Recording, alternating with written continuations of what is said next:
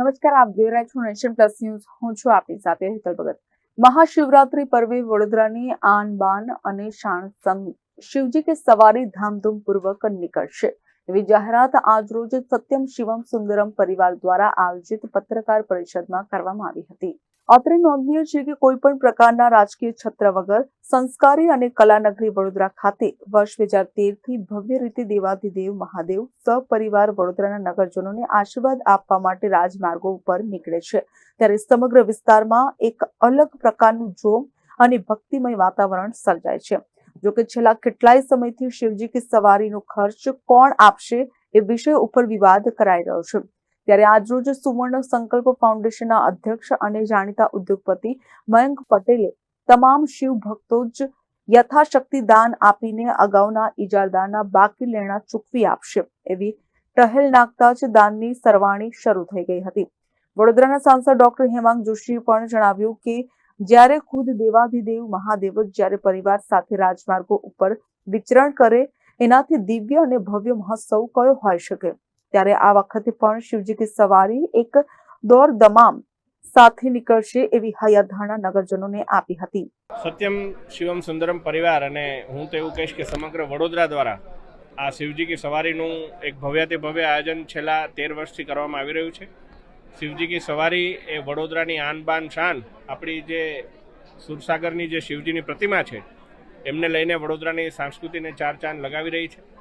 અને આ વખતે પણ ધામધૂમથી આ સવારીનું આયોજન થાય. સવારીના પૂર્વ સંધ્યાઓમાં સારા સાંસ્કૃતિક કાર્યક્રમો થાય તે માટેના તમામ પ્રયત્નો સર્વે વડોદરાવાસીઓ સાથે મળી અને કરવાના છે. આ નવો એક વિવાદ આવ્યો છે, શું કહેશો, કઈ રીતે છે? એ કોઈ પણ વિવાદ એ અસ્થાને છે.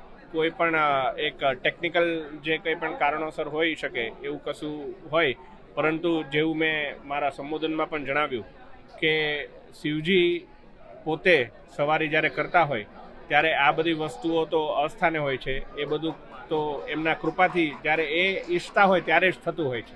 એટલે એ પણ થઈ જશે અને વિવાદ પણ શાંત પડી જશે એવો મને વિશ્વાસ છે. અમારા પાર્ટીના સર્વે પ્રતિનિધિઓ પણ મને વિશ્વાસ છે. તમામ ધારાસભ્યો, માજી સાંસદ સહિત અગ્રણી ઉદ્યોગપતિઓની ઉપસ્થિતિમાં ગંભીર મનોમંથન થયું હતું, જેમાં શિવજી કી સવારી જેવા આઇકોનિક કાર્યક્રમમાં કોઈ પણ પ્રકારની રાજનીતિને અવકાશ ના હોવું જોઈએ એવો સર્વસંમતિથી સૂર ઉઠ્યો હતો. ખુદ સુવર્ણ સંકલ્પ ફાઉન્ડેશનના આદ્ય સ્થાપક અને માંજલપુરના ધારાસભ્ય યોગેશ પટેલે જણાવ્યું હતું કે તમામ સત્તાધીશો સાથે સંકલન થઈ ગયું છે અને આગામી દિવસોમાં રંગે ચંગે શિવજી પરિવાર સાથે લોકોને દર્શન આપશે. બધા જ મોભીઓએ પોતાના જે બી વાત રજૂ કરી છે વર્ષોથી, એટલે છેલ્લા 2013થી શિવ પરિવાર યાત્રા નીકળે છે એ રંગે ચંગે નીકળશે. પોલીસ કમિશનર સાથે પણ અમારે મિટિંગ થઈ છે.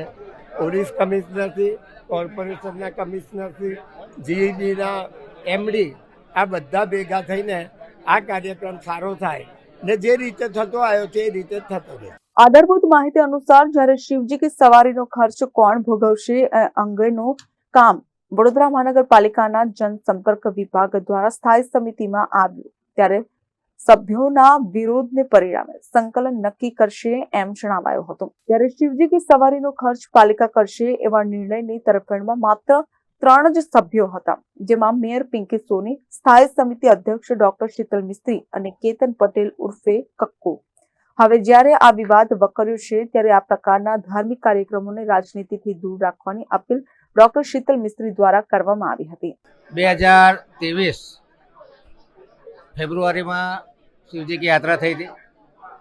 આની પહેલાંના તમામ વર્ષે શિવજીની યાત્રા, મહાશિવરાત્રિની આરતીની સ્પોન્સરશિપ કોર્પોરેશન કરતું આવ્યું છે.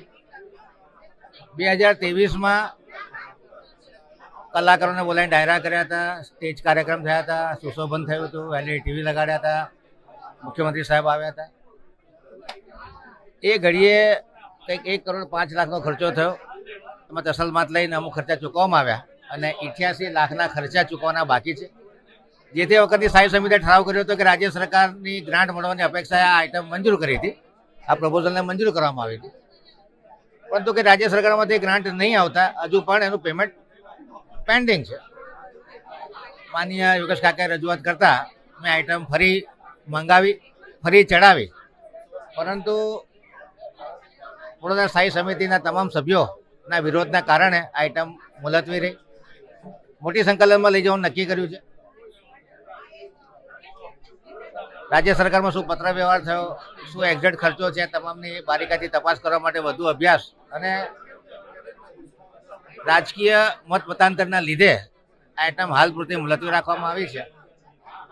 આમાં એક બે સભ્યોને છોડી અને મોટાભાગના સભ્યોએ વિરોધ નોંધાવ્યો હતો કે ભાઈ આ હમણાં આપણે ડિસિઝન લેવું નથી, મુલતવી રાખીએ અને મોટી સંકલનમાં લઈ જઈએ, એ પ્રકારનો આ વિવાદ છે. અત્યારે આઈટમ મુલતવી છે.